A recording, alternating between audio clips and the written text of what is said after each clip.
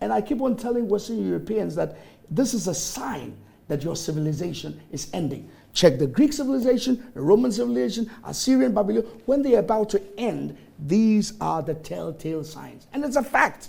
Because they don't know.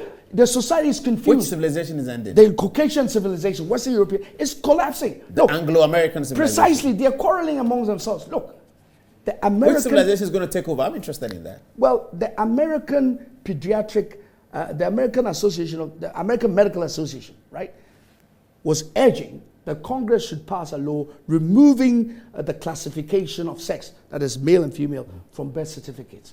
Guess what? The American Pediatric Association said, no, we can't do that because we know that there's X chromosome and Y chromosome. So even the medical community is complaining that everything about the LGBT is ideology. It is not backed by science. So their society is confused. As I said, 4-year-olds can choose their gender and their parents cannot. Even toilets, they're confused about what toilets to open. A professor in Columbia University, medical professor, goes to his class and says, oh, when women give birth, and he was alerted that it is sometimes male. And so he said, what? So he apologized. But then he wrote an article. What's happening here? We can't even teach what is scientific. Their society is confused. And Paul, you watch, they will soon collapse. Because they don't know what is normal from what is abnormal. How can I sit here, I'm an albino, and you tell me that I'm normal? How can that be possible?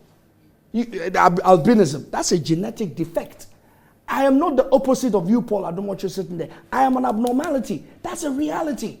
But LGBT people don't accept it. And sometimes I laugh when people say, oh, but you see, they need help. Go there and tell them that it's an illness. They will slap your face. They think it is a right. They love it. This is what they do.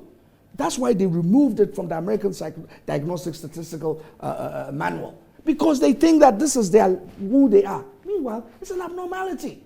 How can a society encourage abnormality? That society is confused. And it will show. You will see. The consequences of LGBT activities are many. You know it. You are likely to have HIV/AIDS 18% more likely than the average, the normal average. That the violence, the drug abuse, the suicide, the rates are all there. Suicide? Yes. Don't worry. Why is anyone killing because themselves? They can't stand it. The mental stress that they go through. Don't worry.